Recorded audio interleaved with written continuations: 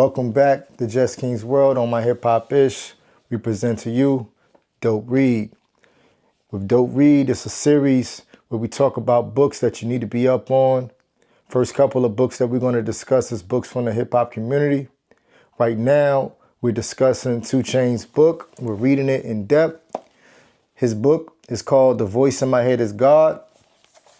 Make sure you go pick this book up wherever books are sold.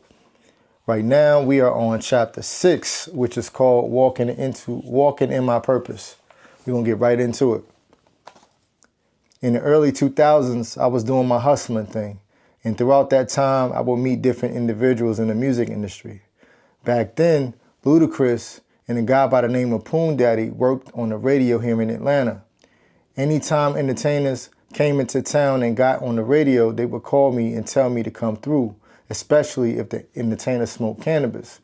Providing cannabis was my lane. This one time, Diddy was in town. There was a party at a club called Visions. I remember, the fuck? Pardon me. My phone going off.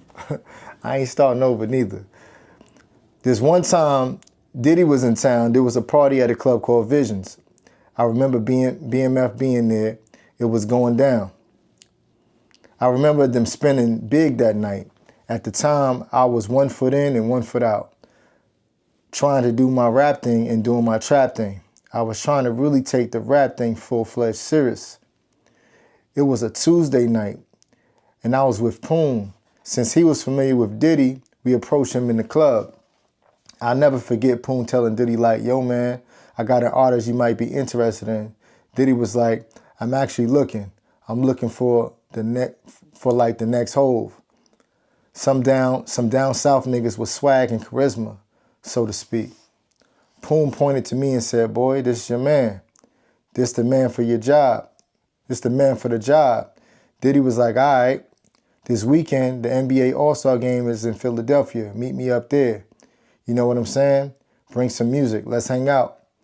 A couple of days went by and I found myself out looking to get some gas, some weed. A homie of mine on the south side had some, but I thought it was short, meaning it didn't have all the grams to it. I wanted some weed to take with me to Philadelphia the next day, so I ended up going to these apartments in Pittsburgh where I had been trapping at, making jugs, making plays to see what kind of gas they had there. When I got there was a line of dudes near the front area. My wife Keisha was driving, and Poon was in the back seat. So I'm going through, smelling packs of weed. I remember looking at this one dude in particular, and I could tell he was up to something. He was like pointing with his eyes, trying to get me to look to the side.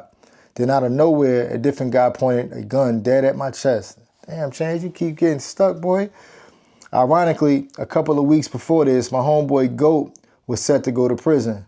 Before he went in, he had a .38 pistol he wanted to sell. For some reason, that pistol stuck in my memory. I remembered that pistol after Goat showed it to me. I still remember that pistol today. I knew the grip size and color.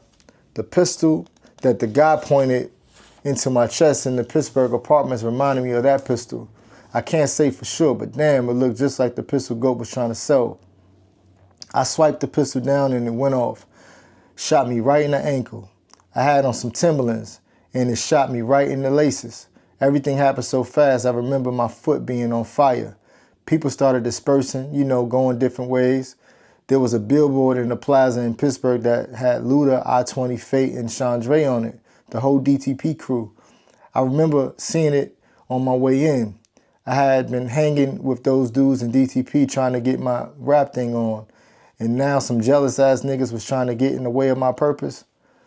They were trying to disrupt my momentum.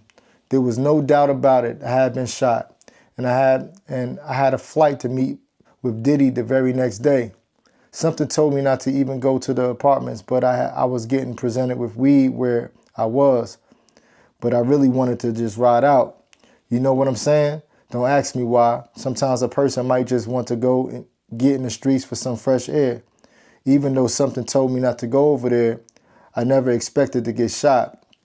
When I limped back to the car, Keisha and Poon was asking me what happened. That nigga shot me, shouty, was all I could say. Nigga really shot me. My first reaction was to find something to calm me down. I needed something to distract me from the pain. I needed to smoke. I needed a blunt. We stopped at the gas station to get a blunt. Poon ended up rolling me one of the nastiest blunts I've ever seen. Man, it was just nasty, fat, sloppy ass blunt.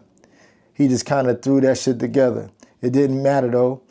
I was still hitting that motherfucker on our way to Grady Memorial Hospital. Shit, Grady was right around the corner from the Pittsburgh apartments. When we pulled up, they came out with the wheelchair. Once I got inside, the people who helped me asked if I had been smoking because I was bleeding a lot. I was like, bleeding extra? Apparently smoking weed thins your blood somehow and you bleed more. I found out that night. Grady was bunking that night. It was crazy packed. They didn't have any rooms available, so I had to sit in the hallway. Keep in mind, my flight was at like 7 in the morning. Nothing was going to keep me from making it. I didn't know nothing about changing flights or redirecting anything. I just knew I was making the damn flight. If you can't tell by now, I'm a spiritually based individual. The chaos I was experiencing just seemed like a sign from God. Don't they say we experience our hardest lessons before the biggest blessing? Now that's the truth right there. I felt like God was telling me to get out the streets and take the music more seriously.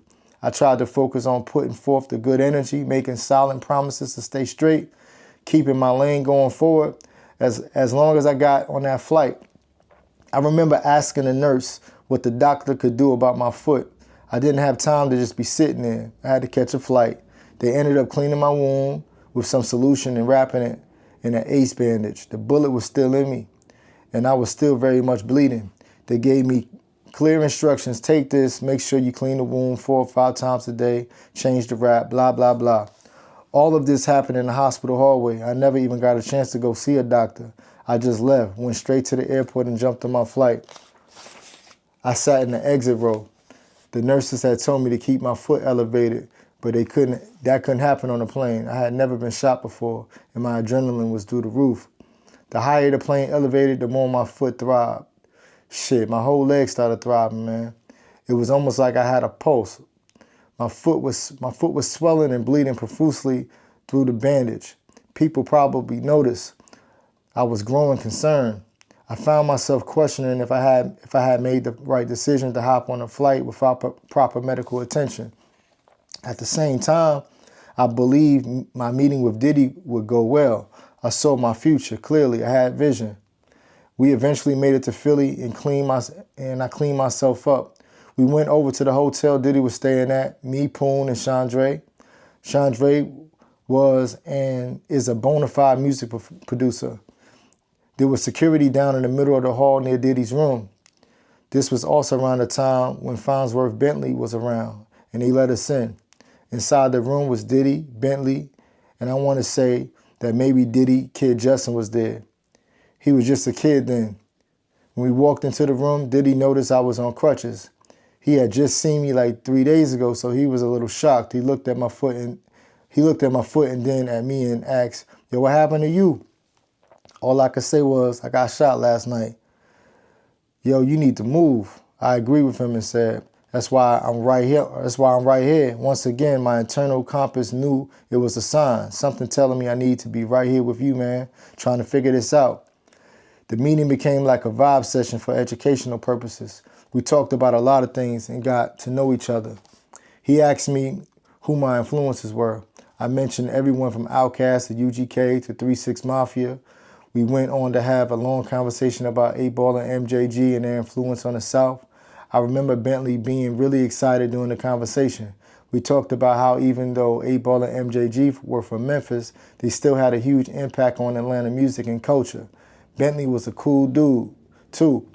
I had already known he was from Atlanta, but that day I found out he was from the South Side. I learned and grew a lot that day, but I didn't sign with Diddy. This was before I became 2 Chainz. I was still Titty Boy. Not too long afterwards, Diddy ended up creating Bad Boy South. He signed 8-Ball and MJG. Now that I think about it, in our conversation in that hotel room that day, I might have had something to do with them getting signed. And guess who ended up doing a good amount of the production on 8 Ball and MJG's Bad Boy South project, Chandre, whose producer name is Bangladesh. A few years after that, I started getting piped up and made a name for myself, 2 Chainz. I saw Diddy at a show in LA. Man, it was packed. I remember Diddy pulling up on me like, "Titty boy, remember you came to my room after you got shot? Boy, you came a long way." I said, "Boy, you remember that was me?" I was surprised. Sometimes people would walk up on me and tell me, "Ah man, I booked you in 2013, but I don't always remember them because I meet so many people." I was never going to remind Diddy that I was the guy that came to his room, foot bleeding through the bandages, no on crutches. But once he mentioned our meeting, it gave me an emotion I can't explain. I had came a long way, but I had envisioned everything all along. You know what I'm saying? The Bahamian teacher and minister, Dr. Miles Monroe, once said about vision, "Vision should be out of reach, but never out of sight." It's important for you to pursue something that you haven't done, and that's not easy to do either. All visions from God are very difficult to pursue. They demand his assistance, and so it's critical for you as a person to remember that visions from God are always bigger than your capacity as a human by yourself. It's important to understand that vision is to see the future from the present, to stand on the porch of the present and see the future vision. I have always stood on the porch of the present and manifested my future. I was standing there when my foot was bloody on the way to Grady. I was on the porch when I took that flight to Philly and my leg was killing me. And even when I rocked out the show in LA to a packed house with Diddy watching, I was still on that porch. I knew even then I had higher places to go, that I was supposed to keep walking in my purpose, that one day I write a book like this. That's my purpose. Will always have a higher purpose. Yo, I like that chapter. That's the end of chapter 6. Chapter 6, man. What you think about that? What we think about chapter 6? Walking in my purpose. I definitely live my life that way. I walk in my purpose every single day. I literally get up every single day. Sometimes there's nothing scheduled. Just like that, things get scheduled. 6 years counting. Full-time entrepreneur, thankful and grateful every single day. I'm still here. A lot of ups, a lot of downs. But guess what? I never lose faith and I walk in my purpose. That's exactly what it is. Let me know in the comments if you believe that there is a purpose and that you're supposed to be walking in it. Let us know your thoughts. If you made it this far, make sure you leave a fire down in the comments and continue rocking out with us. We on to the next one.